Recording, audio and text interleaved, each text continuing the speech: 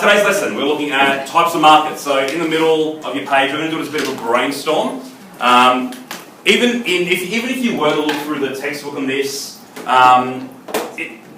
it's quite brief. So I'm going to try and expand on it as much as possible because there are elements of it that do get confusing, and there are also other bits of information that you might find in case studies, but they actually confuse the markets themselves as well. So we're looking at types of markets. Okay, so the very first one, and we're looking at here really in terms of what kinds of markets are people involved in terms of their buying of products. Okay, so the very first one, and they're not really ranked in order, however they do sort of flow onto each other. The very first one is the resource market. So the very first one is the resource market. Okay, so the kinds of people, individuals, groups involved in the resource market are those ones that are engaged in primary production. So in this case here, so these are the ones that are engaged in primary production. Okay, so for example, the farmers that buy seed in order to grow it, to make food. The farmers that buy machinery in order to use it to manufacture, to work on the farm. So in the resource market, the type of advertising to those people involved in that is going to be a lot different to the ones that you might have as consumers when you go to the shops. Okay? You don't generally find mass marketing, a billboard along a major road that says, come to this shop to buy seed, to grow wheat, or whatever it is. Or come here to buy the latest form of tractor or equipment, whatever, because it's not aimed at everyone, it's only aimed at the people in that resource market, the people that are engaged in those forms of primary production. Okay? The next type is then, almost sort of like we're working our way across the industry pyramid from primary, secondary across, okay? So the next one is the industrial market.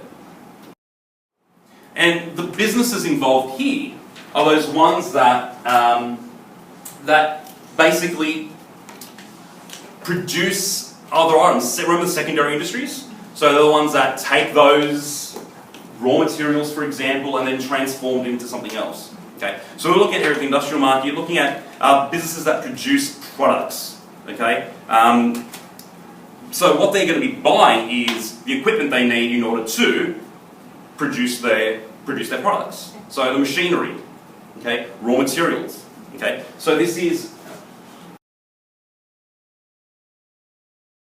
So in that industrial market, we've got industries and businesses that buy products, okay, so raw materials, machinery, for example, buy products to then use at that secondary industry phase of making something else. So they're taking the raw materials that the people engaged in the resource market make, and they're going to be manufacturing either a semi-finished or a finished good. Okay? Give me an example of a semi-finished good. Or a simply transformed manufacture. A nail. A nail. How can that be a semi-finished good? Or an intermediate good? So the nail company is finished, they've completed the process, but if you're building a table, then it's only a part for the table. Perfect. So for the nail company, it's a finished good for them. But if you're a table manufacturing company, furniture company, that nail just becomes another input which you then use to then manufacture something a lot more elaborate, which is that table. Okay? So then it keeps following up to the intermediate. Into the intermediate market. Okay? As I said, we're slowly making our way up that industry table from primary to secondary to tertiary to quaternary and quinary, if you remember those from year 11. Okay. What was the tertiary industry, by the way? What's the tertiary industry involved in? Primary is involved in primary production, raw materials. Secondary is involved in manufacturing. What's the tertiary industry involved in? Do you remember? It's a service. Services. Thank you. But the tertiary industry was then further split into two more. You then had the quaternary, which means what number? 4. 4, and then quinary, which means 5. So tertiary industry relates to services. What did the quaternary industry relate to? Do you remember back to year 11? Still services. Yeah, so an example will be education. What else? Cleaning. Cleaning and hospitality were then in that quinary one. In quaternary, it's more the information-based services, so IT, telecommunications, education. In quinary, it's things that used to be done at home for free, roughly, domestically done for free, which now can be turned into a profit-making venture. So childcare, hospitality, cleaning. Okay, so we're almost slowly moving our way up here. Okay, in the intermediate one, we've got these wholesalers, retailers who purchase. Alright, so in this intermediate market here, this is around wholesalers, retailers. What's a wholesaler? Can you remember at all? What's a wholesaler? A wholesaler might purchase, say for example, a whole ton of apples from a farmer. Okay, and then what they will do is either sell them in bulk to other people, or then turn them into smaller bushels of apples, which then go to Coles or to Woolworths or to Aldi or IGA. So the wholesaler is kind of that middle ground as well, of buying in bulk, and they could be an agent for that retailer, so make it a bit smaller. Retailers is where you get the bulk of your convenience. Okay, you get a kilo of apples as opposed to having to buy a whole ton yourself. Okay, now in the intermediate market, the people who are involved in there are going to be the wholesalers and the retailers. So the type of marketing is going to be a lot different as well. Okay?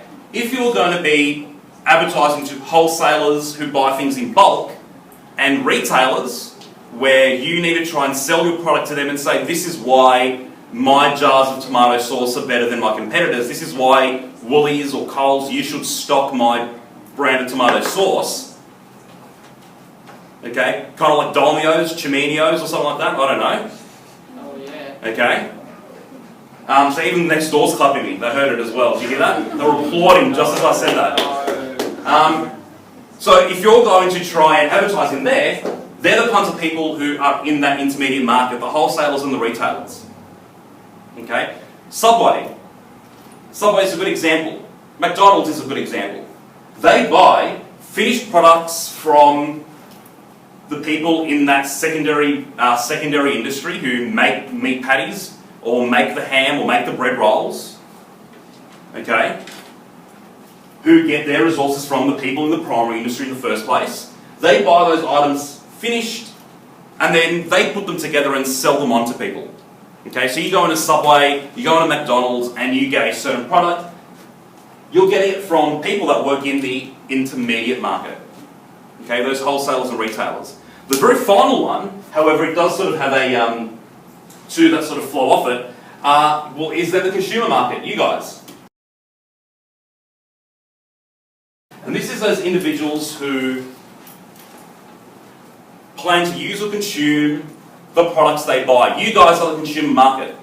If you guys are in the consumer market, you go to Kmart, you go to General Pants, what you buy is you're going to use it. You're not then going to put it together and resell it onto someone else.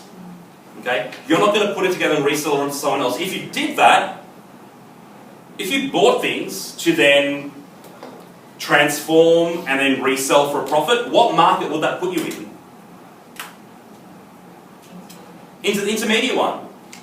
Because the intermediate market is made up of those individuals or businesses who buy things ready-made but then transform them again before selling them on. Consumer market is made up of people who, once you've bought it, that's the end. You're the end. That's it. That product will meet its end at you. Okay, yes? After use, is it supposed to be all consumed? Yeah.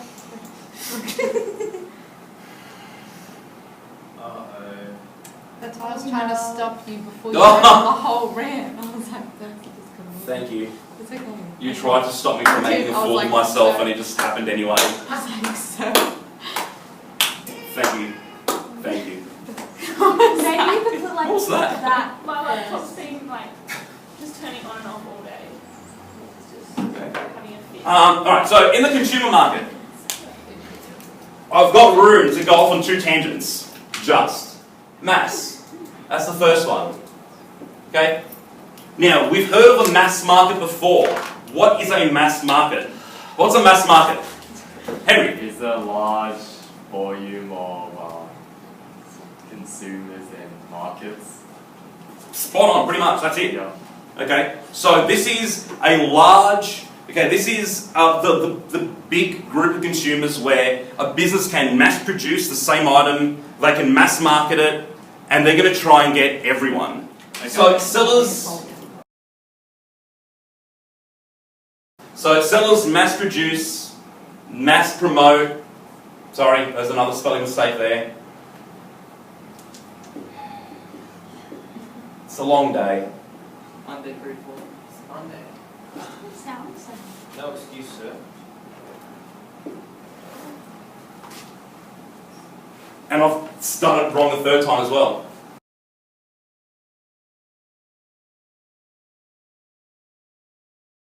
Okay, so we're in a mass market. Okay, remember consumers, this is still within a consumer market. You guys are the consumers. What you buy, that's it, that's the end of it. Okay, that's the end of it. Within a consumer market, the mass market approach basically states that basically businesses, they mass produce, they're going to mass distribute, they can put 1 million of that exact same red t-shirt on a ship, in a shipping container on a boat and send it across the world. Okay? Because everyone in the end is going to have the same product for all buyers. Okay, same product. As opposed to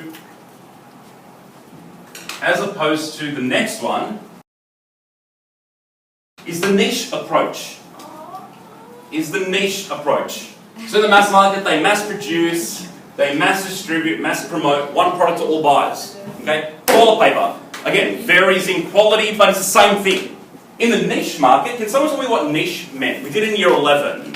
What do you reckon niche means? It's narrow. Okay, so it's a narrow, Customized. specific target market. So very specific customers. Okay, so in this one here, the mass market gets divided.